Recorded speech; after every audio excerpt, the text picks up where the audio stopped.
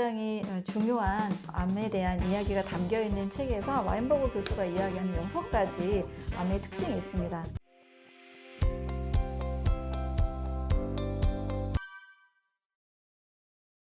우리가 면역질환이라고 하는 암이나 또는 다양한 자가면역질환, 아토피나 르마티스 관절염, 베체트, 루푸스 이런 다양한 자가면역질환 환자들도 보면 일단 이 환자들의 몸에는 효소가 고갈되어 있는 것을 볼 수 있습니다. 대부분 제가 암 환자 상담을 해보면 일단 소화가 힘듭니다 라고 이야기를 하고 계십니다. 또 일단 기력도 많이 없으시고 신진대사가 상당히 많이 떨어져 있는 걸 볼 수 있는데요. 면역질환 하면 우리가 같이 생각할 수 있는 것이 바로 면역세포입니다. 면역질환은 일단 면역세포들이 제대로 그 기능을 하지 못하기 때문에 면역의 균형이 깨어진 것으로 볼 수가 있는 거죠. 면역세포 하면 같이 생각해야 되는 것이 바로 백혈구입니다.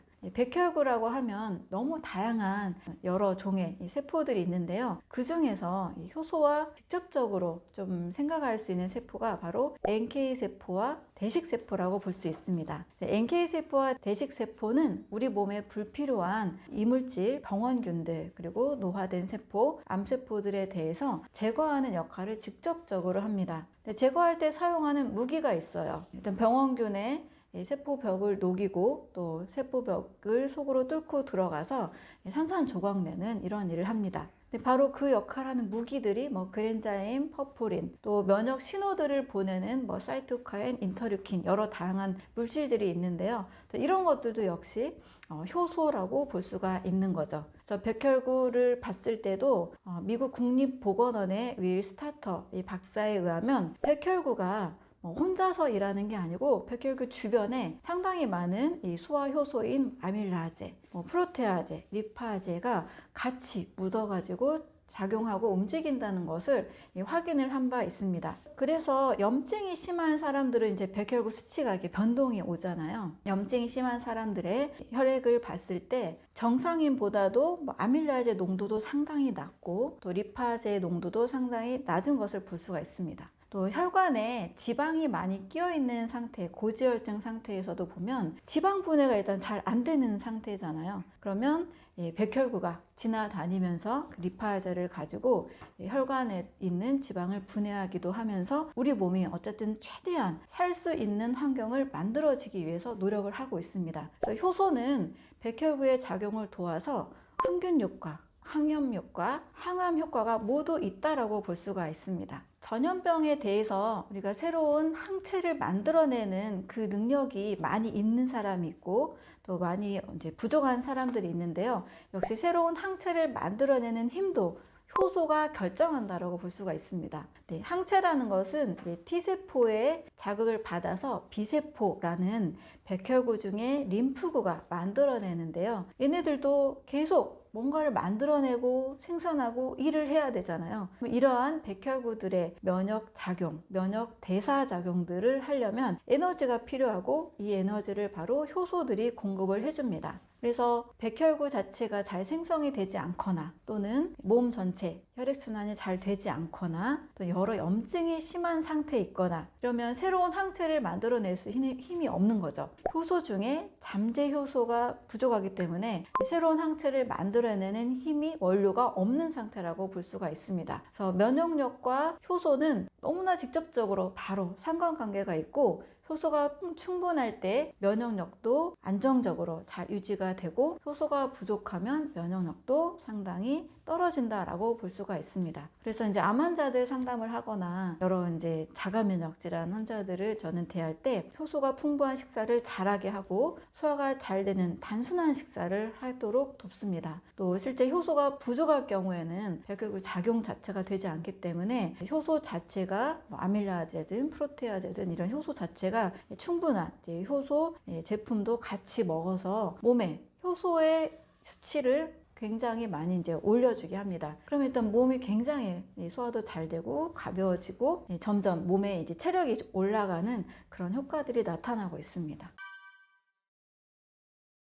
당뇨든 암이든 두 가지 모든 질병이 다 세포의 기능 대사 장애로 인해서 발생하게 됩니다. 당뇨의 경우에는 보통 당의 수치가 조절이 안 되는 거잖아요. 왜 안 될까? 췌장의 베타세포가 인슐린을 분비하는데 이 베타세포가 제대로 인슐린을 만들어내지 못할 때 당이 요로 빠져나간 당뇨가 되는 거죠. 질병은 이제 크게 당뇨병이라는 말이 있지만 결국 췌장의 베타세포의 기능 장애다, 세포 대사 장애다, 이렇게 볼 수가 있습니다. 암이라는 질병도 크게 보면은 몸 전체에 생길 수도 있고 또 어떤 혹이라는 걸로 뭐 0기부터 4기까지 이렇게 나누기도 하는데 결국 암세포잖아요. 암세포가 종양까지 이제 크기가 커져서 발생했을 때 우리가 암을 뭐 1기다, 2기다 이렇게 진단을 하게 되는 건데 결국은 세포 기능 장애에서 또 시작이 되는 거죠. 어떤 세포 기능 장애냐? 우리가 정상적인 세포는 일정한 횟수를 분열하고 나면 그 세포가 사멸하고 제거가 돼야 되는데 암세포는 무한 증식하는 세포다라고 우리가 알고 있잖아요. 왜 무한 증식하게 됐는가? 그 세포가 분열 횟수가 끝나지 않고 종양 그 억제 인자가 제대로 작동하지 않아서 세포 분열이 계속 일어나게 됩니다. 이 세포 분열이 계속 무한증식하게 일어날 때의 암세포의 특징을 보면 세포의 조절 주기와 분열을 결정하는 미토콘드리아가 손상이 되어 있는 상태라고 볼 수 있습니다. 암세포도 미토콘드리아가 손상된 세포 기능 장애다. 이러한 측면에서 당뇨나 암이나 둘 다 세포 대사 장애라는 말로 공통점을 잡을 수가 있습니다.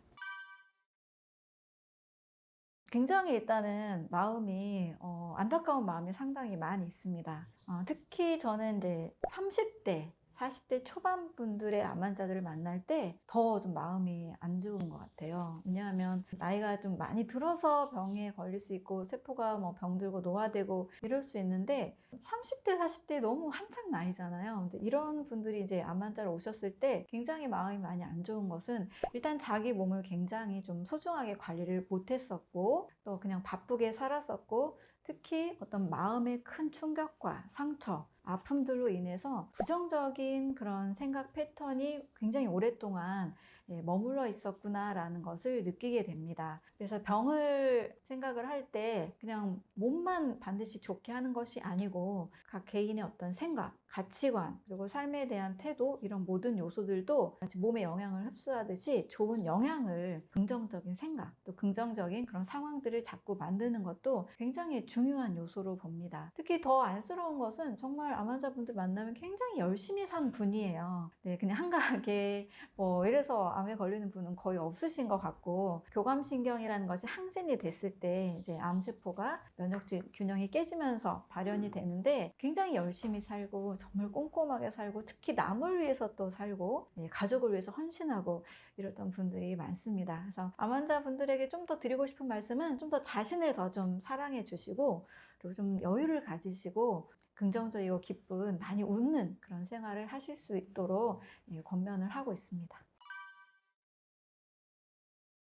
쉽게 이야기하면 바로 부정적인 생각이에요. 이 부정적인 생각의 바탕에는 나는 소중한 사람이다 라는 이런 마음가짐이 적은 경우가 사실 많습니다. 어떤 경우에는 가족이나 친구들 간의 어떤 비교에서 나는 평범한데 가족이나 친구들이 너무나 뭐 잘 나가는 그런 사람일 때 그런 경우도 있을 수 있고 잘못된 어떤 인간관계로 인해서 잘못된 어떤 만남들로 인해서 큰 충격이나 상처를 받았을 때 그런 경우들도 많이 보게 됩니다. 그런데 문제는 잘못된 어떤 만남이나 비교나 이런 것들로 인해서 누구나 마음의 상처는 받을 수 있는데 그 상처를 빠르게 회복하고 바꾸려고 하는 노력은 많이 못하고 굉장히 오랫동안 그런 마음이 머물러 있었다는 것을 알 수 있게 돼요. 뭐 1, 2년이 아니고 5년, 10년 이렇게 아주 오랫동안. 그래서 참 안타까운 부분은 오랫동안 마음에 큰 묵은 상처들을 꼭 오랫동안 가지고 계시면 안 되고 반드시 나는 행복하게 살아야 되잖아요. 우리 모두 행복하게 살 권리가 있기 때문에 반드시 그거를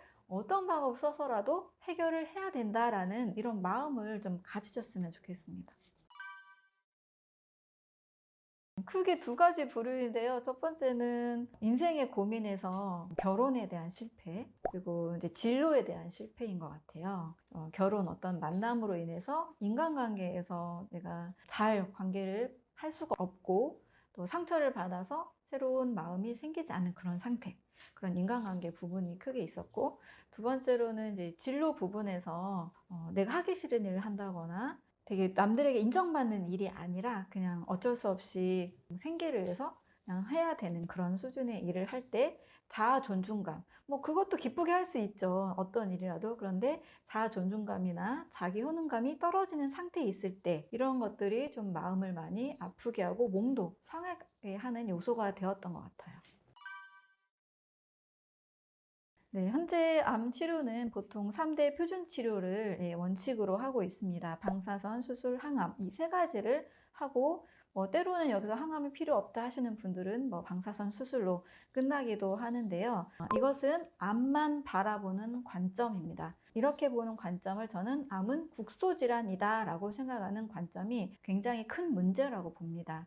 이렇게 해서 그 암 조직을 방사선으로 태우고 수술로 떼내고 항암으로 암세포를 타겟팅해서 없애려는 시도들을 많이 하는데요. 문제는 그렇게 해서 수술이 잘 됐다 하더라도 모든 환자들이 걱정하는 것은 다시 재발되지 않을까, 전이되지 않을까, 이것에 대한 고민입니다. 사실 암의 이 생존율 자체는 굉장히 올라갔지만 여전히 암 사망률은 재발과 전이로 인해서 90%가 사망을 합니다. 또 한 번 암을 경험을 하게 되면 평생 암 환자라는 그 생각, 의식이 떠나지가 않는 것 같아요. 그래서 재발과 전이를 전혀 고려하지 않는 그런 국소질환으로 보는 관점, 이것이 저는 현재 암 치료의 문제가 되고 또 다른 한계점이라고 생각을 합니다. 그래서 암은 재발과 전이가 된다는 것 자체가 의미하는 게 뭐냐면 암은 전신질환이라는 뜻입니다. 유방암 걸리면 폐암이나 림프암으로 전이가 될 가능성이 있다는 거는 많은 분들이 아시잖아요. 이미 한번 암이 노출이 됐다는 것은 그만큼 인체에 뭔가 면역에 불균형이 온 거고 이 암세포의 이 씨앗은 어디에나 다 생길 수 있다는 것을 전제하고 있습니다. 그래서 암을 국소질환으로 볼 것이 아니고 전신질환으로 보고 몸 전체가 건강할 수 있는 이 환경을 만들어주는 것이 우리가 암 치료에 있어서 해 나가야 되는 목표 지점으로 바라봅니다. 네, 이 신진대사라는 말에서 이 대사라는 말을 우리가 많이 들어왔는데요. 대사라는 것은 어떤 생명체가 영양소를 섭취하고 흡수해서 또 잘 배설하기까지의 모든 작용을 말합니다. 그래서 신진대사가 잘 된다. 그럼 우리 어린아이들이나 젊은 청소년들 보면은 굉장히 활발하게 많이 움직이잖아요. 근데 신진대사가 좀 떨어진다 하면 이제 점점 성장 호르몬도 줄어들고 호르몬 분비라는 거 줄고 소화 요소도 잘 나오지 않아서 소화도 잘 안 되는 그런 몸을 생각할 수가 있습니다. 그런데 암이 왜 대사질환이냐라고 말씀을 드리냐면 이 몸의 신진대사가 원활하면 쉽게 말하면 영양이 잘 들어오고 신진대사 과정 중에 발생한 독소들이 잘 배출이 되면 세포가 재생하고 에너지를 만드는데 문제가 없습니다. 그런데 암이라는 것은 사실은 세포가 잘 재생이 안 된 불량품이 생긴 거잖아요. 정상적인 세포가 늘 분열되고 또 이상하게 만들어진 세포가 제거가 되면 괜찮은데 돌연변이 세포가 제거가 되지 않은 상태에서 더더더 무한 증식한 것을 우리는 암이라고 규정을 합니다. 그런데 바로 이 신진대사 과정에서 잘못된 세포가 만들어지고 이것이 제거가 되지 않은 거기 때문에 크게 이야기하면 암은 대사질환이다 라고 이야기할 수가 있습니다. 바로 암을 국소질환으로 또는 유전질환으로 보지 않고 전신질환으로 대사질환으로 봤을 때는 암만 보는 것이 아니고 몸 전체의 환경을 바꿔주는 것에 초점을 맞춰야 됩니다. 물론 지금 많은 분들이 이제 암 치료를 받으면 병원에서는 수술을 받고 이후에는 좀 어떻게 먹어야 되는지 또 어떻게 몸을 또 관리하고 또 생활 습관을 어떻게 만들어야 되는지 이 부분에 관심을 가지기 시작은 합니다. 그런데 명확하게 병원에서 어떤 의료기관에서 이런 걸 명확하게 안내는 해주지 못하고 있다 보니까 각자만의 방식을 막 찾게 되는 거죠.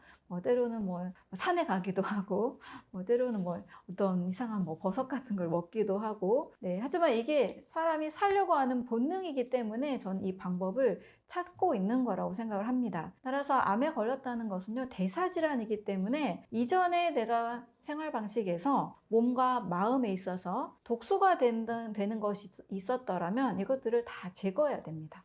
술을 많이 마셨다, 뭐 담배를 피웠다, 또 가공식품을 많이 먹었다, 잠을 너무 늦게까지 안 자고 야근을 하고 일만 열심히 했다, 이런 것들이 내 몸과 마음에 같이 독소가 되는 요소들이 될 수 있겠죠. 이런 것들을 제거하고 영양이 되는 것을 또 몸과 마음에 흡수시켜야 됩니다. 당연히 좋은 음식, 건강한 음식, 자연의 음식을 먹어야 되겠고, 마음으로도 스트레스 요소가 있다면 당연히 제거를 해줘서 좋은 마음 갖고, 또 좋은 긍정적인 마음, 또 잘 웃을 수 있고 감사하는, 또 항상 이제 기쁜 마음, 평화로운 마음, 이런 것들을 유지할 수 있는 상태로 만들어야 되겠죠. 제가 늘 강조하는 영양과 해독의 원리를 몸과 마음, 우리 삶에 모두 다 적용을 할 때 몸 전체의 신진대사가 원활하고 건강한 몸으로 만들어질 수가 있습니다.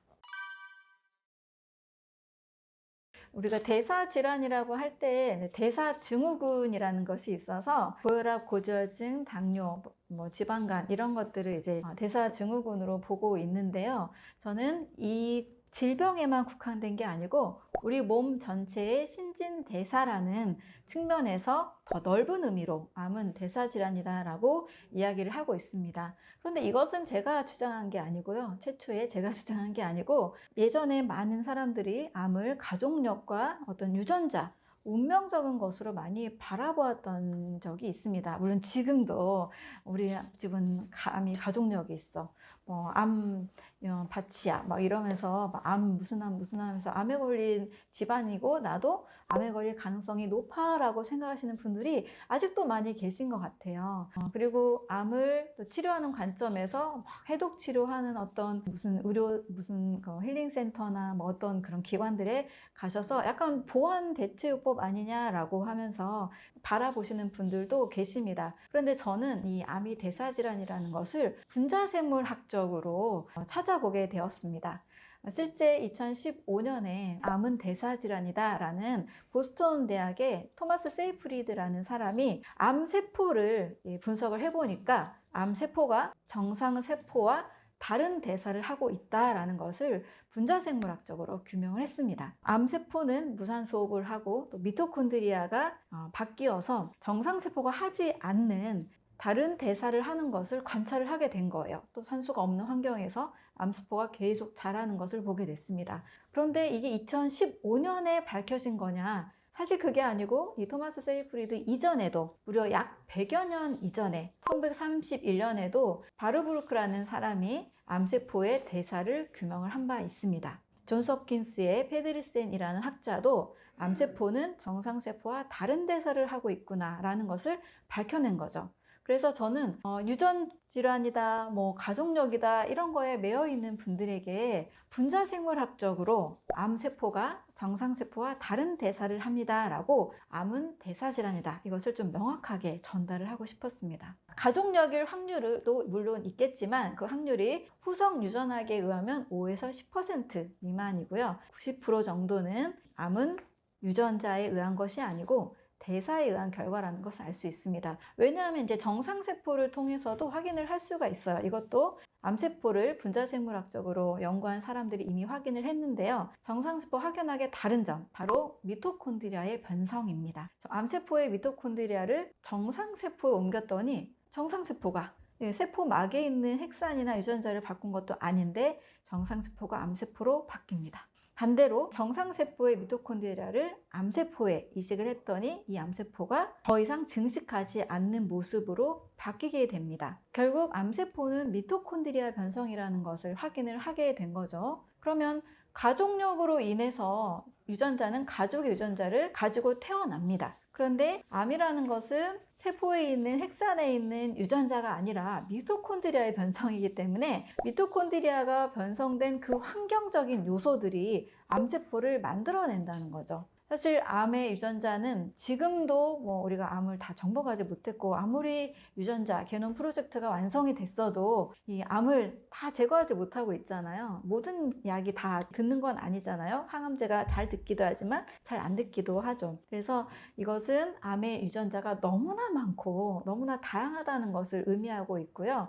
암이 생길 수밖에 없는 어떤 환경적 요인이라는 것에 원인을 두고 있습니다. 그런데 이 암이 대사질환이라는 것을 또 같이 반증을 하는 것이 후성 유전학이에요. 후성 유전학은 DNA 자체가 문제가 아니고 DNA가 발현되는 그 과정, DNA 메틸화, 히스톤 변화라고 하는데요. 이런 유전자가 발현되는 과정에서 어떤 환경적 요인들에 의해서 그 다음 만들어지는 단백질이 바뀐다라는 이야기입니다. 한마디로 부모님은 암에 걸렸을 수 있지만 그 부모님의 암에 걸린 유전자가 나에게 와서 암에 걸리는 게 아니고 부모님의 어떤 생활 습관, 음식, 몸의 움직임, 공기 오염, 어떤 환경적인 독소, 스트레스 이런 것들이 만약에 닮을 경우에는 같은 암에 발현될 수도 있겠지만 그렇지 않고 내가 건강한 마음, 건강한 음식, 건강한 라이프 스타일을 만든다라면 부모님의 질병을 닮아갈 필요가 없다는 겁니다. 실제 고혈압, 고지혈증 이런 것도요, 우리는 요즘 생활 습관 개선만으로도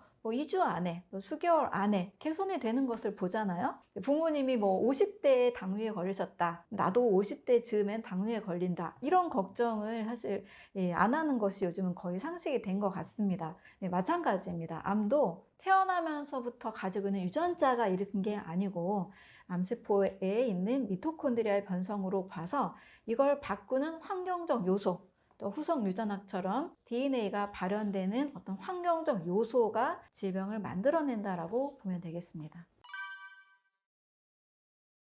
네, 우리가 스트레스를 받아도 기분이 좀 나빠도 소화도 안 되고 체하고 몸이 달라지는 거를 느끼잖아요. 이와 같이 미토콘드리아도 일단 세포 안에 있는 하나의 소기관인데요. 세포막으로부터 충분한 영양 공급이 안 될 때, 예를 들면 가공식품만 너무 먹는다. 그러면 세포막도 손상이 됩니다. 또 세포 속에 있는 미토콘드리아에도 영양이 전달이 안 됩니다. 이런 불량한 식이 습관이 있을 때, 그리고 스트레스를 또 받았을 때, 또 그 대기 오염, 환경 오염, 공기가 너무 안 좋은 곳에 살 때, 사람이 산소와 영양소를 충분히 공급받아야 세포가 건강하잖아요. 그런데 충분한 산소, 영양소 공급이 안 될 때, 이렇게 만드는 모든 환경 요소들이 바로 미토콘드리아를 번성시키는 거죠.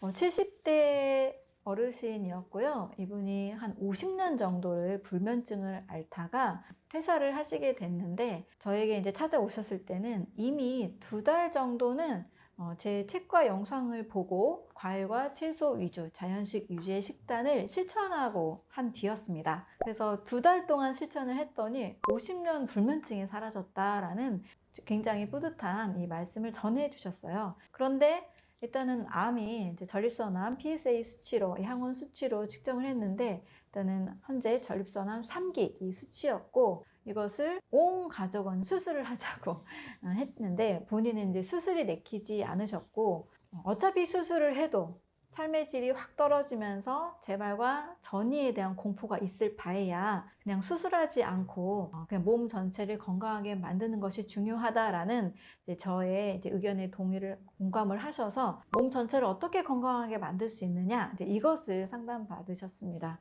제가 늘 하듯이 아침에는 과일인데요. 그래도 암 환자분들은 너무 고당도 과일보다는 블루베리나 키위나 사과 이런 저당도 과일을 드시고 점심 저녁에도 일단 무조건 저는 소화 에너지를 줄이는 방법을 말씀을 드렸습니다. 다양한 음식을 많이 놓고 드시는 것보다 정말 고구마나 단호박 정도로 식사를 맞춰도 되고 간단한 두부나 양배추, 브로콜리 이렇게 간단한 식사, 또 쌀밥도 너무 많은 양보다는 좀 적은 양을 드시도록 말씀을 드렸습니다.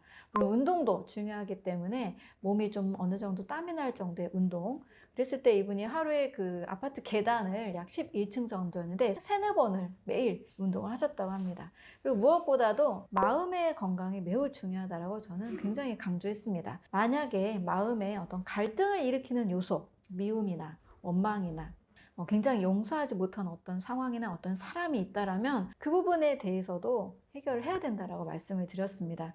특히 감사를 할 때 부교감 신경이 항진이 되면서 암의 스위치가 켜지는 방향으로 갑니다 라고 꼭 말씀을 드렸고 감사와 또 많이 웃는 것을 언제든지 저는 강조를 하고 있는데 이것을 진짜로 실천을 다 하신 거예요. 네, 진짜 그 사업으로 인해서 힘들게 했던, 용서하지 못했던 사람이 있었는데 이분도 진짜 용서를 하게 되었고, 음식, 식단과 운동, 이 모든 것들을 정말 다 실천을 하셨습니다. 그래서 이 무려 4개월 만에 그 정상, 전립선암 PSA 수치가 정상으로 딱 떨어지게 됐고, 무엇보다 이분이 너무 이 삶에 대한 감사와 그 삶에 대한 애정이 막 솟아나서 70대였었는데 다시 삶을 재기하고 싶다. 어디 새로운 직업을 찾아서 나는 정말 100세 시대니까 앞으로 30년이 남지 않았냐 이렇게 말씀하시면서 굉장히 이 삶에 대한 에너지가 가득 차 있는 모습으로 바뀐 모습을 보게 됐습니다. 그래서 정말 저에게는 너무 소중한 정말 기쁨을 주신 분이었고, 또 이분도 그 많은 가족들이, 의료인들이 많은 가족들이었다고 들었는데, 네, 그 많은 가족들이 반대했던 이 수술을 수술을 하라는 더 이상의 그 말을 듣지 않아도 돼서 굉장히 기뻤다고 합니다. 암이 대사질환이고 국소가 아니라 전신질환이다.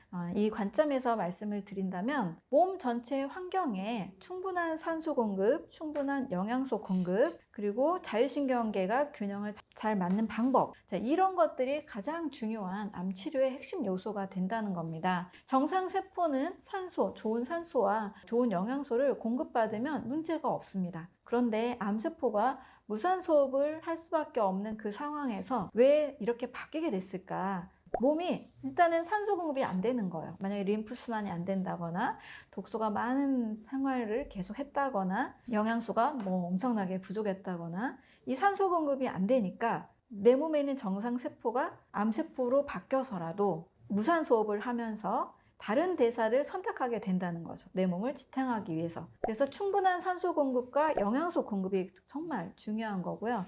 또 이분의 경우 마음을 치료했잖아요. 용서하지 못했던 그런 마음들을 다 용서하게 되고, 정말 이거는 인생에 너무 큰 변화거든요. 이게 쉬운 일은 진짜 아닌 것 같습니다. 네, 그런데 이것을 해내셨을 때 자율신경계가 확 바뀌는 거죠. 암은 대부분 교감신경계가 항진이 됐을 때 이 면역의 그 질서가 깨지면서 암세포가 점점 자라게 되는 특징이 있습니다. 사실 암에 걸린 분은 굉장히 열심히 사신 분들이거든요. 너무 열심히 살고 바쁘게 살고 굉장히 뭐 남을 위해 헌신하고, 네, 이렇게 교감신경계가 항진된 상태에서 이제 반대로 마음의 여유를 가지고 감사하고 많이 웃고 용서하는 이거를 라이프 스타일 바꾸니까 이제 암이 사라질 수가 있었던 거죠. 이런 식으로 암이 사라진다는 이야기는 사실 굉장히 많이 있습니다. 다만 이 방법이 어떤 이 표준 치료, 딱 눈에 보이는 암을 싹 제거하는 것과 달리 눈에 보이지 않는 노력이 좀 많이 필요하잖아요. 그래서 많은 사람들이 이 부분을 실행하기가 좀 어려우신 것 같지만, 이런 식으로 암은 분명히 몸의 신진대사를 바꾸면, 또 마음의 질서를 바꾸면 사라질 수 있다는 것을 저는 너무나 확신하고 있습니다. 꼭 무조건 수술하면 안 됩니다라고 절대 말씀드리진 않습니다. 왜냐하면 사람의 심리가 뭔가 여기 혹이 팍 달려 있는데 불안하거든요. 그래서 그냥 단순하게 떼어내기만 해도 마음이 편해진다라는 분들이 계시다면, 그냥 수술로 인한 혹을 제거하는 방법은 저는 괜찮다고 봅니다. 그런데 항암과 방사선을 하게 되면 대부분은 이제 정상세포도 같이 손상이 되기 때문에, 독한 약을 먹게 되면 또 다른 장기, 간이나 뭐 신장이나 다른 장기에 부작용이 같이 올 수밖에 없습니다. 그래서 방사선이나 항암은 조금 신중하게 선택하시고, 수술을 꼭 해야 한다라는 상황에서는 저는 뭐 제거하는 정도는 마음이 편해진다라면 괜찮다고 봅니다. 또 어떤 분은 마음이 계속 불안한데 수술, 방사선, 항암 너무 하기 싫어서 마음이 불안한데도 불구하고 계속 이 수술을 안 하고 버티고 있는 분들이 계세요. 근데 마음이 불안하면 제가 말씀드린 교감신경은 계속 항진되거든요. 그럼 면역의 이 기능이 계속 바뀌지가 않습니다. 그래서 혹이 더 커질 수도 있습니다. 그래서 내 마음에 따라서 이거는 반드시 결정을 해야 된다고 봅니다. 그래서 수술 정도는 하고 뭐 그 이후에 재발 전이되지 않도록 몸 전체를 바꿔주는 노력, 또 부교감신경계, 이 자율신경의 균형을 잘 맞추는 노력 반드시 같이 병행을 하신다라면 우리는 충분히 암을 경험하고도 건강한 삶을 만들어 갈 수가 있다고 봅니다. 네, 암 생존율 통계에는 그 오류가 있는데요. 암 환자의 생존율을 볼 때는 5년을 생존하면 생존율로 봅니다. 암이 발생한 시점으로부터 5년 동안 살아있다면 이제 생존율로 치기 때문에 만약에 어떤 환자가 5년 일주일이 지나서 만약에 사망을 했다라면 이 통계까지도 사실 생존율에 넣는 거죠. 이렇게 측정한 것이 바로 보건복지부에서 통계를 냈을 때 약 72%로 암 생존율을 냈습니다. 그러면 암 5년 동안 만에 생존율을 본다는 것은 사실 한 개인이 5년만 살려고 하는 건 아니잖아요. 그래서 암 생존율 자체가 5년이라는 것을 우리가 알고 봐야 되고 6년째, 7년째, 8년째 무슨 일이 일어날지도 모르는 건데 이것을 생존율로 넣는다는 것이 조금 아무래도 무리가 있겠죠. 그래서 암 생존율이 실질적으로 얼마나 많은 사람들이 암을 경험하고서도 이후에 쭉 건강하게 사느냐 그것을 보는 것은 아니라는 것을 아셨으면 좋겠습니다. 일단 암 생존율을 바라볼 때는 그게 5년이라는 것을 알고 보셔야 되겠죠. 평생이 아니고 수술하고도 평생 건강하게 살았다 이게 아니고 5년 동안의 생존율이기 때문에 이 정도 통계가 나왔고 만약에 그 숫자가 높을수록 물론 안심은 좀 되겠죠. 하지만 절대적으로 이 수치를 의지하기보다는 내가 더 건강하게 5년 이후에도 5년 통계가 이러니까 5년 이후에는 좀 낮을 수도 있다라는 생각을 가지고 나는 5년 이후에도 더 건강하게 삶을 만들어갈 수 있는 방법을 더 찾아야 되겠다라고 생각을 하시면 좋겠습니다. 네, 100년 전에 이제 독일의 막스 거슨이라는 사람이 당시 불치병이었던 폐결핵, 피부결핵, 그리고 말기 암 환자들을 치료를 한 식사법이 있습니다. 이 식사법의 핵심은 몸에 있는 독소를 제거하고 세포에 꼭 필요한 영양소를 흡수시키는 방법이었습니다. 그렇게 사용한 방법이 바로 사과와 흡수가 잘 되는 이 채소들의 성분을 가지고 몸속에 저류되어 있는, 세포 속에 저류되어 있는 나트륨을 제거하는 방식으로 시작을 했습니다. 당시 막스 것은 또한 자신의 이 편두통으로 인해서 굉장히 고통을 겪었는데 독일의 이 주식이 염장 소시지와 그리고 빵이었거든요. 그래서 막스 거슨이 이 음식 때문에 세포 속에 들어있는 나트륨이 굉장히 많이 저류가 돼서 이것을 이제 빼내려는 시도를 과일과 채소 주스로 시도하게 되었고 또 커피 관장이라는 걸 통해서 간의 건강을 빠르게 회복시키고 장도 빠르게 해독하는 방법을 선택을 했습니다. 당시 그래서 막스 거슨이 치료를 할 수 있었던 방법은 바로 세포에 꼭 필요한 영양소를 집어넣고 나트륨 또 그 외에 많은 독소들을 제거하는 방식, 그것을 간을 튼튼하게 하고 또 장을 깨끗하게 만드는 방법으로 치료들을 했었습니다. 지금도 일단은 세포 대사가 매우 중요하기 때문에 암세포만 봐도 정상세포와 다른 특징을 가지고 있잖아요. 제가 많은 환자들을 만났을 때도 세포 기능이 문제가 있는 그런 공통점들을 발견을 했습니다. 세포의 이 나트륨과 칼륨이 세포막의 건강 상태를 굉장히 중요하게 보는 미네랄 밸런스가 있는데요. 이 세포막의 기능이 깨지게 될 경우에는 세포와 세포끼리 신호 전달이 잘 되지 않습니다. 우리가 사람도 서로 소통하고 뭔가 하면서 사회에 또 가족 구성원도 마찬가지로 소통을 잘해야 뭔가 일이 만들어지고 잘 되듯이 우리 몸도 세포는 수많은 이 신호를 전달하면서 많은 일들을 해내고 있는데 이 막계에 문제가 생기게 되는 거죠. 그래서 암세포는 세포 기능 장애다 이렇게도 볼 수가 있는데 막스 거슨이 한 방법은 그냥 가장 그렇게 근본적인 방법이었던 거예요. 무려 100년이나 지난 시점에도 이 세포를 튼튼하게 만드는 방법, 세포에는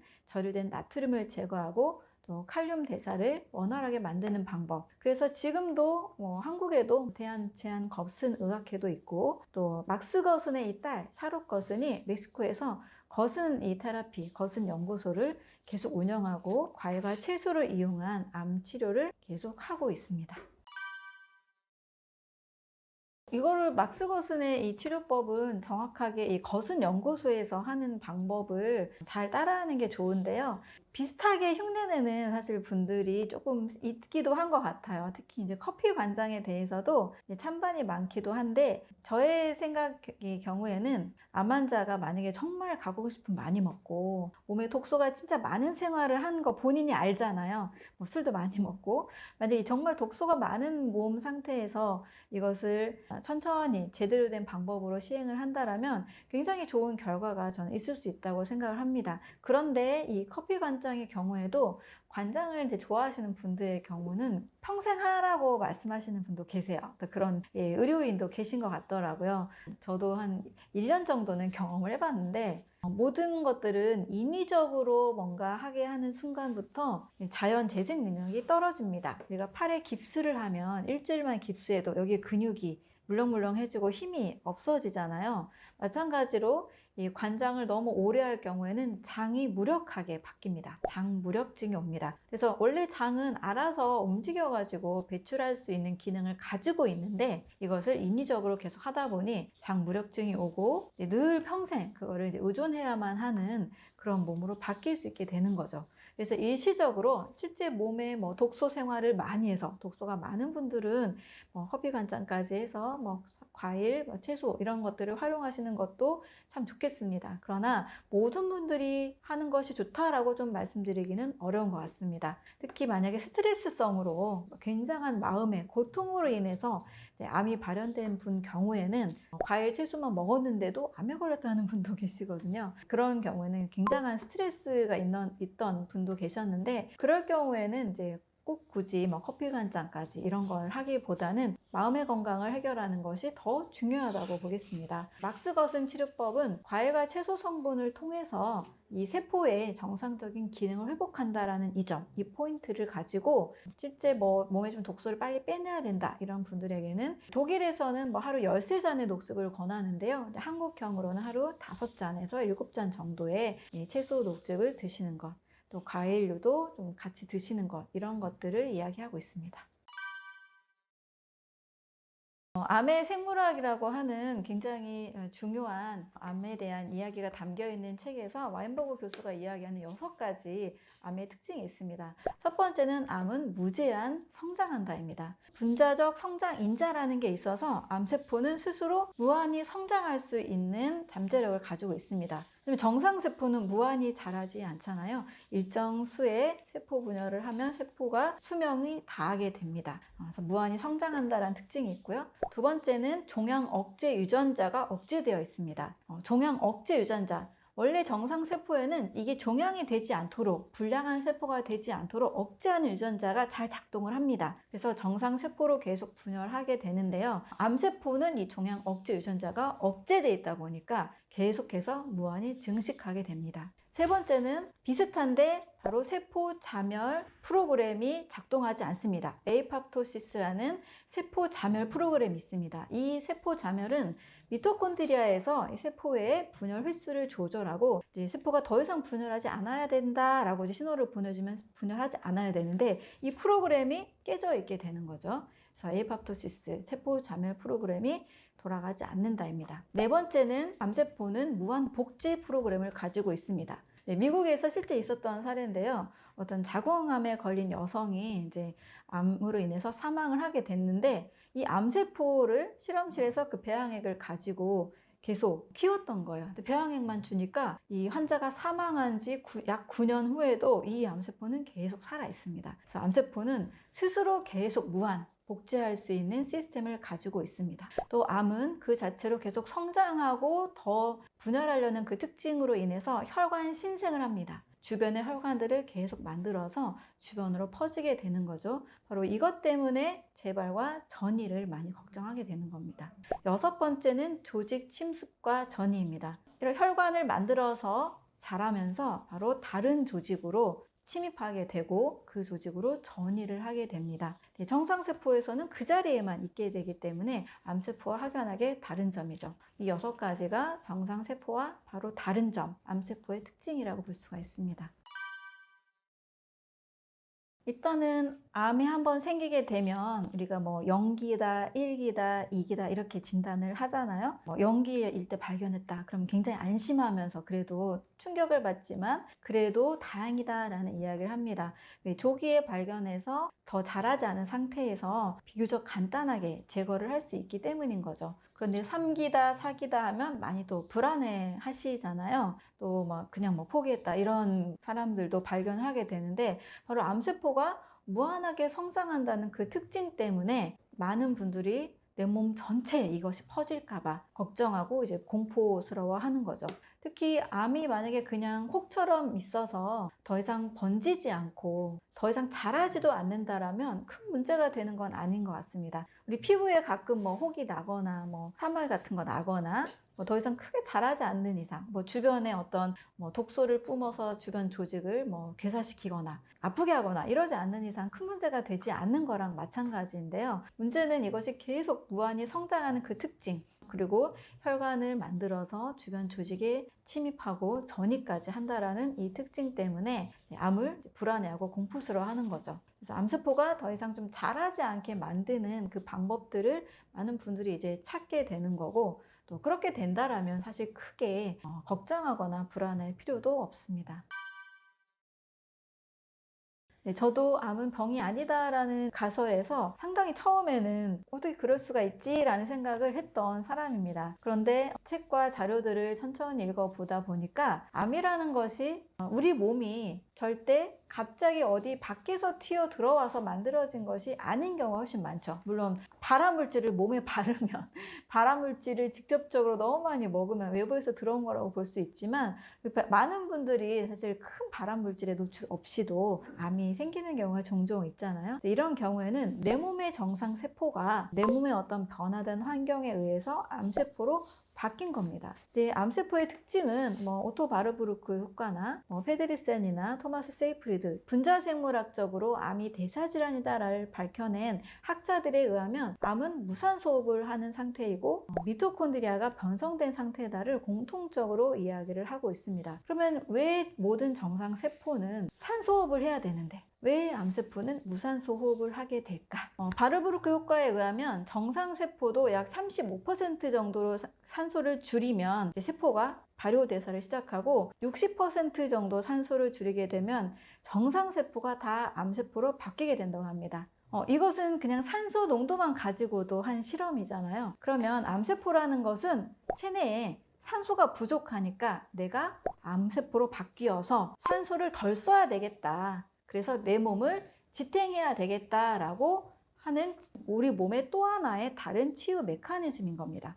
몸을 살리기 위해서 만든다는 거죠. 마치 고혈압처럼 고혈압이 무조건 나쁜 게 아니고 내가 뭔가 혈관이 좁아지고 지방이 끼면 심장이 모세혈관까지 이 피를 보내기 위해서 혈액순환을 하기 위해서 펌프질을 세게 하다 보니까 혈압이 올라가는 살기 위한 반응이잖아요.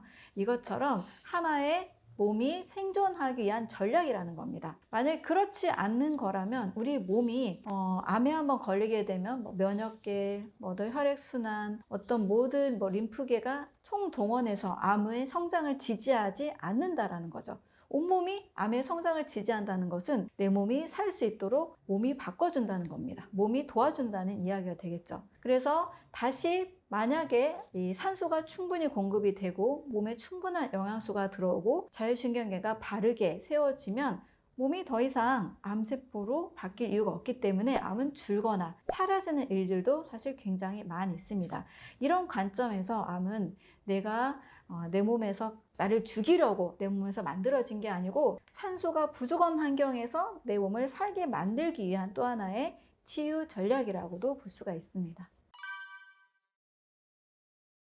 제가 실험을 할 때 일부러 마우스의 종양 모델을 만들었습니다. 연구원들이 이제 종양 모델을 만들 때 선택하는 마우스는 애초부터 면역력이 굉장히 떨어진 마우스입니다. 흉선이라는 면역기관이 일부러 제거가 돼서 종양이 빨리 생길 수 있도록 만들어진 모델이에요. 그래서 이 실험실에서는 이제 보통 논문 프로토콜을 보고 실험을 하는데 논문 프로토콜에 3,000개의 암세포를 셀라인 생리식염수에 넣은 상태에서 피하에 주입을 하라고 되어 있습니다. 저는 많은 이제 마우스 동물 실험들을 했는데 프로토콜 그대로 실험을 했는데도 2주가 지나고 3주가 지나도 피하에 종양이 딱 생겨야 되는데 안 생기는 거예요.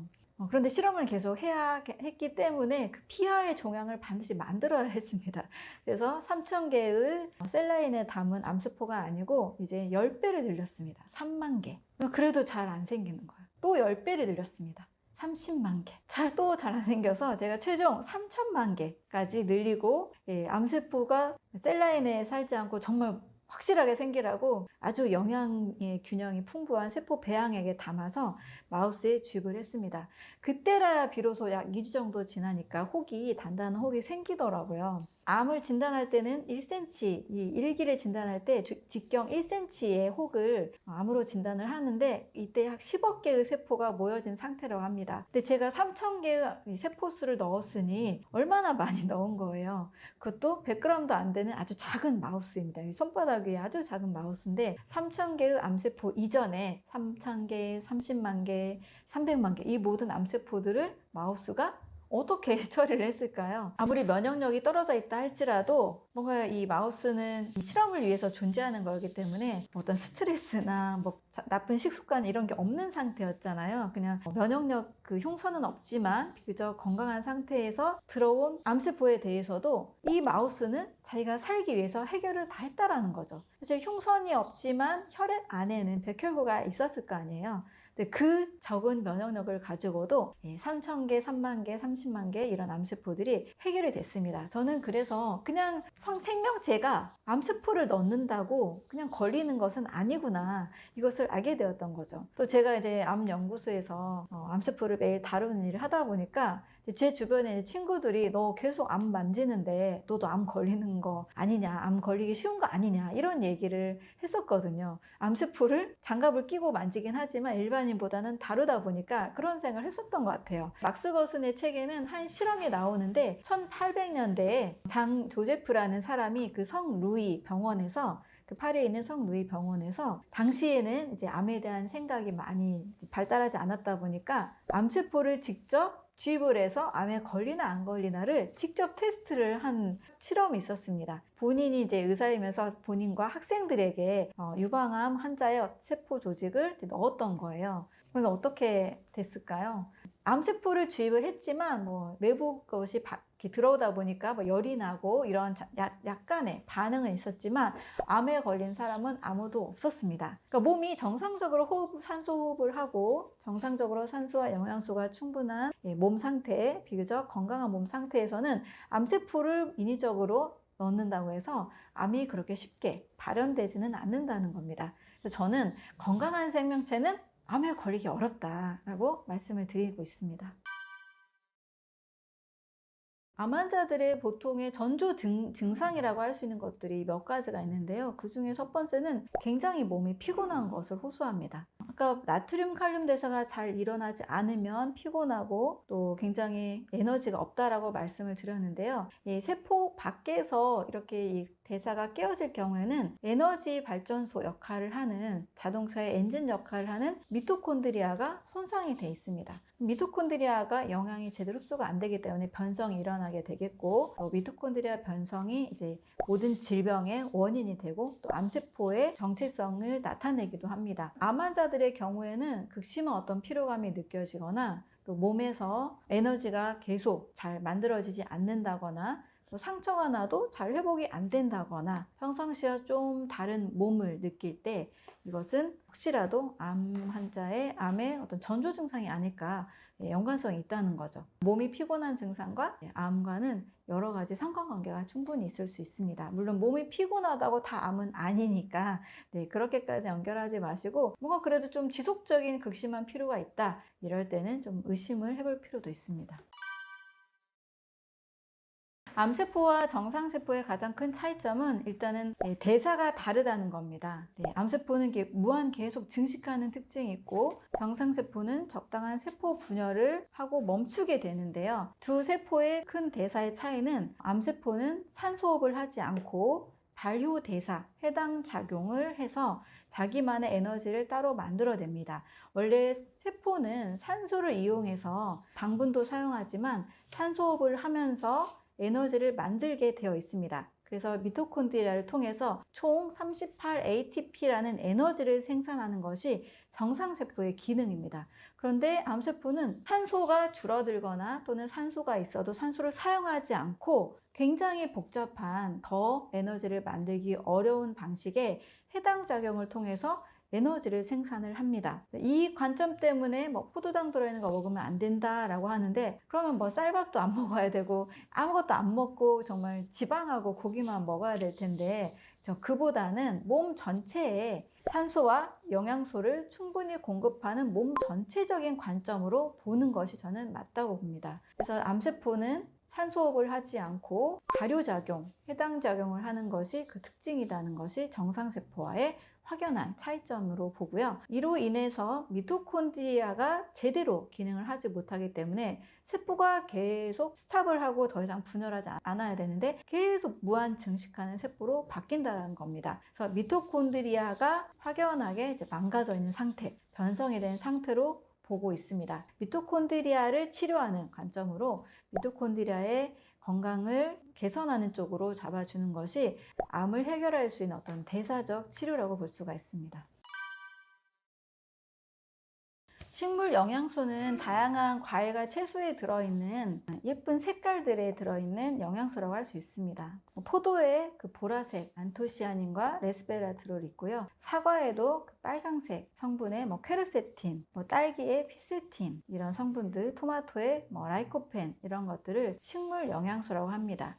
식물 영양소는 특히 많은 암을 연구하는 그 제약 회사나 연구원들이 관심을 가지고 있는 분야이기도 합니다. 왜냐하면 이 활성산소를 줄여줘서 암세포가 더 이상 성장하거나 혈관을 만들어서 증식하는 이 모든 활동들을 막아주는 거죠. 또 암세포를 잘 처리하는 면역세포, 백혈구들을 도와주는 또 하나의 무기가 되는 영양소이기도 합니다. 특히 비타민 A, C, E 같은 경우에도 항산화 비타민이라는 별명도 있고 면역 비타민이라고도 하는데요. 식물 영양소가 하는 역할인 활성산소를 중화시켜주는 영양 성분입니다. 비타민 C 같은 경우에는 세포 밖에 있는 활성산소를 줄여주고, 비타민 E 같은 경우에도 세포 안에 들어있는 지용성 비타민으로 세포 안에 있는 활성산소를 줄여주는 역할들을 합니다. 이렇게 다양한 비타민, 미네랄들이 대부분 식물에 있잖아요. 우리가 주로 자주 먹었던 밥이나 빵이나 고기나 우유에는 이런 식물 영양소가 들어있지 않습니다. 식물 영양소는 색깔 있는 과일과 또 채소 성분이 들어있고 다양한 항산화 비타민도 같이 가지고 있습니다. 이런 성분들이 많이 들어있는 것을 먹을수록 암세포가 빠르게 증식하고 혈관을 만드는 것을 막아주고 있습니다. 그 백혈구가 면역력을 잘 발휘할 수 있도록 도와주는 역할을 하고 있다는 거죠. 또 활성산소가 공격하는 게 또 세포의 DNA, 또 미토콘드리아, 또 세포막, 혈관 이런 것들이거든요. 암의 미세 환경이라고 할 수 있는 그 세포 단위, 조직 단위, 혈관 단위 이런 것들이 있어서 활성산소가 줄어들기 때문에 암세포가 더 이상 자라날 수 없는 환경으로 만들어줍니다. 활성산소가 많을수록 암세포는 더 많이 늘어나는 환경이라고 할 수가 있는 거죠.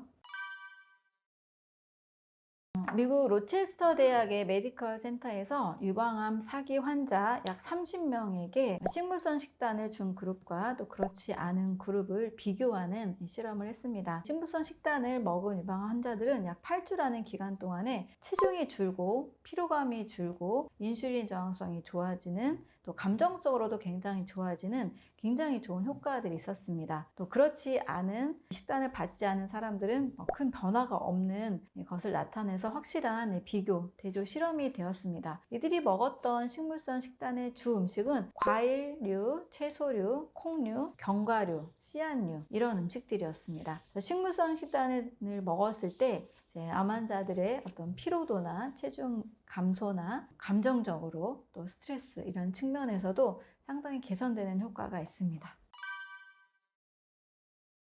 네, 암 환자들이 저에게 이제 공통적으로 많이 하는 질문이 고기 먹어도 돼요? 라는 질문이에요. 네, 고기 자체에 들어있는 성장 호르몬 때문에 저는 일단은 식물성 단백질 위주로 드세요라고 말씀을 드립니다. 콜린 캠벨이 주도했던 차이나 스터디에서도 고기 단백질이 칼로리의 20%를 넘었을 때 많은 이제 8억 8천 명을 대상으로 했을 때도 암 환자 많은 질병들이 늘어나게 되었다는 연구 결과도 있었습니다. 그랬을 때 주로 주목하는 것은 뭐냐면 바로 IGF-1이라는 인슐린 성장 인자예요. 인슐린 성장 인자는 세포 분열을 빠르게 만들어주는 인자입니다. 성장 호르몬과 비슷한 성분이라고도 할 수 있는데요. 인슐린 성장 인자가 동물이라고 할 경우에는 소나 돼지라면 동물들의 성장 속도에는 맞는 성분들입니다. 동물들은 뭐 1년 정도면 다 크니까요. 근데 사람은 세포가 그렇게 빠르게 자라지 않잖아요. 사람은 아주 느리게 15년, 뭐 18년 이렇게 느리게 성체가 되기 때문에 성장 호르몬에 필요한 정도가 다릅니다. 인슐린 그로스 팩터라는 그 IGF-1이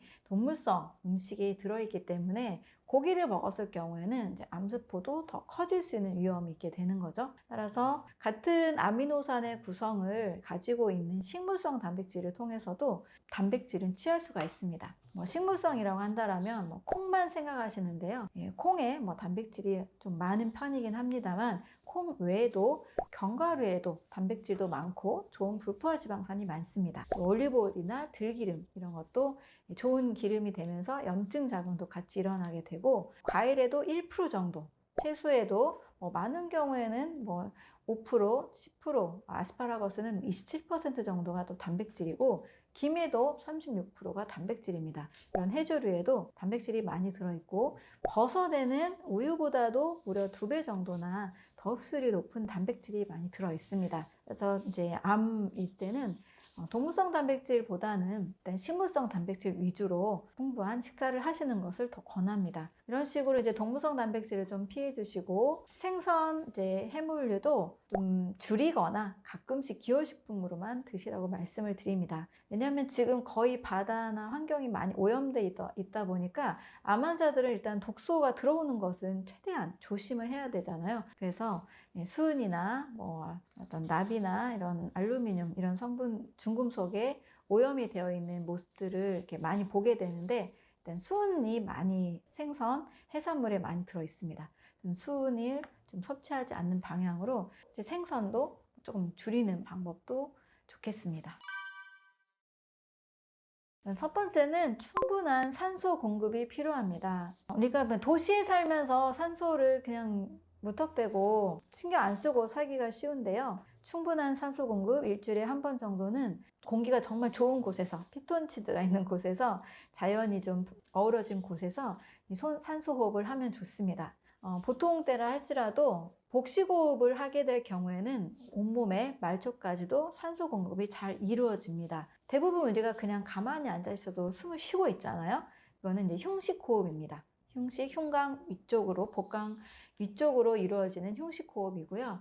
그 복강 아래쪽으로 배가 불룩하게 나왔다가 배를 쏙 다시 수축시키는 그 복식호흡을 할 때 더 많은 산소가 우리 몸에 들어오게 됩니다. 암은 산소가 없는 환경에서 자기를 지키기 위해서 만들어낸 무산소호흡을 한다는 것을 꼭 기억을 하신다면 산소 공급이 얼마나 중요한지를 알게 될 겁니다. 충분한 산소 공급하는 습관, 복식호흡이나 자연경관이 좋은 곳에서 숨을 쉬는 것들 일주일에 한 번 정도 좀 추천을 드립니다. 두 번째는 식물성 식단입니다. 과일류 500g, 채소는 너무 지나치게 가스가 차지 않는 양으로 드시면 좋습니다. 어떤 사람은 100g 정도일 수도 있고요. 어떤 사람은 300g, 400g일 수도 있는데요. 채소류 정도 드시고 콩류, 견과류는 한 50g 정도를 추천을 드립니다. 이것은 단백질, 우리 몸에 필요한 채소죽을 구성하는 단백질의 원료도 되고요. 또 견과류는 불포화 지방산, 좋은 지방의 원료가 됩니다. 이렇게 해서 과일, 채소류, 콩류, 견과류를 일정량을 꼭 챙겨서 드실 때 우리 몸에 필요한 세포의 영양과 또 면역 반응, 항염, 항암 반응에 도움이 될 수가 있습니다. 네, 세 번째는 체온입니다. 암세포는 낮은 체온에서 더 잘 생긴다라는 말 들어보셨잖아요. 근데 의외로 체온이 낮은 분들이 상당히 많으시더라고요. 제가 연구소에 오시면 이렇게 손 체온을 꼭 체크를 해보는데 손발이 너무 차가운 분들이 좀 많으세요. 혈액순환이 잘 안 된다는 뜻이잖아요. 그래서 체온을 좀 올리는 것 굉장히 중요합니다. 혈액순환 잘 되게 하는 것 또 같이 너무 중요합니다. 또 노폐물이 많이 잘 쌓이지 않도록 림프 순환하는 것도 굉장히 중요하겠죠. 그래서 체온을 올리기 위해서는 운동도 그래서 필요한 거고요. 또 심폐 기능도 좋아지고 혈액순환, 림프순환을 위해서 운동이 중요합니다. 또 어싱 많이 하시는데요. 지금 이제 좀 날씨가 추우면 어싱하기 굉장히 어렵잖아요. 맨발 걷기 힘들잖아요. 그럴 경우에는 집에서 식사하시고 저는 제자리 걷기라도 꼭 하라고 말씀을 드립니다. 이렇게 몸이 움직여야 체온도 올라가게 되니까요. 꼭 체온 상승을 위한, 체온을 유지하기 위한 운동도 같이 해주시면서 몸이 꼭 차가운 분들이라면 생강과 계피를 사용한 열 유발 물질을 꼭 같이 차를 드시는 것도 매우 좋습니다. 생강 계피차 같이 드셔도 좋으니까요. 네, 체온을 꼭 놓치지 않으셨으면 좋겠습니다. 네 번째는 이게 정말 너무 중요한 건데요. 바로 자율신경계 균형입니다. 제가 정말 많은 암 환자분들의 경우 정말 열심히 사는 분들이라고 말씀을 드렸잖아요. 네, 우리가 열심히 산다라는 것은 교감신경의 작용입니다. 아침에 일어나면 당연히 교감신경이 좀 항진이 됩니다. 콜티졸 호르몬도 좀 나와서 우리 몸을 좀 긴장하게 만들고 혈당, 혈압을 살짝 올리고 또 근육도 수축시킵니다. 그거는 일하기 위한 모드로 바꿔주는 거예요. 학생들도 공부하려고 하는데 몸이 너무 나른하면 공부 안 되잖아요. 그래서 아침부터 일하는 시간 동안은 교감신경이 항진되어 있는 것이 맞는 겁니다. 그런데 너무 지나치게 교감신경이 항진되고 이게 저녁 집에 와서도 야근을 한다거나 집에 와서도 계속 몸이 긴장이 풀리지 않는 분들이 계세요. 집에 와서도 또 스트레스가 있고 또 뭐 마음에 뭐 원망과 불평과 또 갈등과 고통이 계속 있는 상태가 계속 이어진다면 몸은 계속 수축되어 있습니다. 근육은 수축되어 있고 또 면역세포 중에서도 교감신경의 지배를 받는 과립구가 굉장히 증가한 상태에서 몸은 암세포가 잘 생기는 쪽으로 면역균형이 깨지게 됩니다. 반드시 교감신경이 항진된 낮 시간 동안을 보냈다면 저녁 시간대는 반드시 부교감신경이 항진되는 시간으로 이완하는 시간으로 만들어 주셔야 됩니다. 저녁에 오시면 일단 다 모든 걸 잊으시고 집에 오시면 낮 동안에 일했던 것도 다 잊고 사업 뭐 조금 잘 안 되는 것도 다 잊고 몸을 완전하게 이완시켜주는 릴렉스하는 것들이 필요합니다. 그래서 부교감신경이 항진되는 방법 여러 가지가 있는데요. 뭐 반신욕이나 족욕도 몸이 이완이 되잖아요. 부교감신경이 항진이 되고 발 마사지 같은 것도 도움이 됩니다. 또 어떤 마음 심리적으로는 많이 웃는 것, 또 좋은 걸 많이 생각하는 것, 기뻤던 일 생각한 것, 또 내가 잘한 거 생각하는 것, 또 감사한 거 생각하는 것. 뭐 감사를 치료로 많이 사용하잖아요. 뭐 감사일기 쓰거나 저는 감사합니다 100번 말하세요 이렇게 말씀을 드리는데요. 이렇게 마음을 또 긍정의 에너지로 채우는 방법들, 이게 다 부교감신경을 항진시키는 겁니다. 그래서 암 환자들 보통 어떤 세미나나 컨퍼런스에서 병원에서 주최할 때도 반드시 웃음 치료를 넣습니다. 웃으면 부교감신경이 항진되는 거예요. 억지로라도 웃어야 될까요? 라고 물어보면 맞습니다. 억지로라도 웃어야 돼요. 그럼 우리 뇌는 억지로 우는 것도 우는 것으로 받아들여서 좋은 호르몬을 막 만들어냅니다. 이게 부교감신경이 항진되면 인체의 또 면역의 균형이 바로잡아지면서 이제 암세포가 점점 줄어드는 몸으로 바뀌게 됩니다. 그래서 꼭 자율신경계의 균형. 요즘은 이제 스트레스도 많이 받고 심리적, 정신적으로 굉장히 이제 어려운 분들이 많다 보니까 이 자율신경계 균형이 깨진 분들이 너무나 많습니다. 뭐 음식은 해도 마음 바꾸기는 어렵다 하는 분들이 계시는데요. 목숨 걸고 음식만큼 마음 바꾸는 것 같이 반드시 진행을 하셔야 됩니다. 자, 이렇게 해서 좋은 산소 공급, 충분한 산소 공급, 식물성 식단, 과일, 채소, 콩, 견과류 식단, 체온 유지, 운동과 또 뭐 체온을 올리는 따뜻한 차, 네 번째로 자율신경계 균형. 이렇게 해서 암이 찾아오지 않는 몸, 잠깐 왔다가도 암이 떠나가는 몸을 만드셨으면 좋겠습니다. 네, 암이 찾아올 수 없는 몸은 신진대사가 원활하고 늘 기쁜 마음으로 감사하게 살면 사실 암이 찾아오기가 어렵습니다. 여러분, 바보는 암에 걸리지 않는다 이런 말 들어보셨나요? 바보처럼 약간 그냥 헤헤하고 그냥 하하하고 항상 그냥 웃고 단순하게 생각하고 이런 라이프 스타일과 좀 성격들이 암이 좀 덜 찾아오는 것 같습니다. 또 몸으로는 제가 늘 산소 호흡 말씀드렸잖아요. 또 미토콘드리아 건강을 말씀드렸잖아요. 이렇게 산소 대사를 잘 하고 또 미토콘드리아가 건강한 세포 기능을 좋게 만드는 것. 이 세포들은 신진대사를 결국 건강하게 만듭니다. 그래서 음식으로는 과일, 채소류, 콩류, 견과류를 필수 식품으로 일단 먼저 드시고 나머지 음식들은 조금 자유롭게 드시더라도 즐겁게 긍정적으로 드셨으면 좋겠습니다. 세계보건기구가 적색육을 발암 물질로 정하긴 했습니다만 우리가 가끔 한 번씩 고기를 즐겁게 먹는 것도 내가 기분이 너무 좋고 행복하다. 그럼 행복 호르몬이 나오거든요.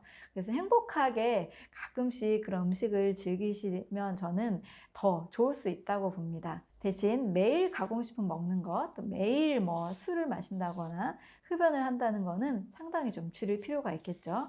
그래서 세포 기능이 좀 활발하고 식물성 위주의 식단을 즐겁게 하시면서 나를 사랑하고 또 감사하는 마음을 가진다라면 암이 찾아올 수 없는 몸이 될 것 같습니다. 암을 국소질환으로만 보게 되면 이제 그 부분만 치료를 하고 병원에선 치료가 맞춰집니다. 유방암이면 유방암에 대한 수술만 끝내고 자궁암이면 자궁에 대한 전립선 아니면 그쪽만 보게 되잖아요. 그런데 몸 전체에는 우리가 누구나 알고 있는 상식이 있잖아요. 암은 모든 사람에게 암세포가 하루에 5,000개씩 생긴다. 그런데 면역력이 좋으면 이 암세포가 사라지지만 면역력이 떨어졌을 때 이것이 점점점 자라난다. 이거 누구나 다 알고 있는 거죠. 그리고 암은 그 하나 걸린 것만이 걱정이 되는 게 아니고 수술을 하더라도 다시 재발되고 다른 암으로 전이가 된다. 이것을 가장 두려워합니다. 그래서 국소질환으로만 본다라면 재발과 전이에 대한 해결책이 전혀 없는 거죠. 재발과 전이가 되지 않도록 몸 전체 환경이 암이 생길 수 없는 몸으로 바꿔줘야만 다시 건강한 몸을 회복할 수가 있습니다. 암으로 인한 공포와 불안 없이 건강하게 살 수가 있는 거죠. 암을 국소질환으로만 볼 것이 아니고 전신질환으로 봐야 됩니다. 암 환자는 식물 영양소가 좀 풍부한 과일을 드시는 것을 추천을 드립니다. 그래서 누구나 좋다라고 알려진 블루베리, 베리류 과일이 좋겠죠. 안토시아닌, 보라색, 안토시아닌이 풍부하고 암의 성장을 늦춰주는 효과들이 있습니다. 그리고 딸기도 같이 베리류로 속할 텐데요.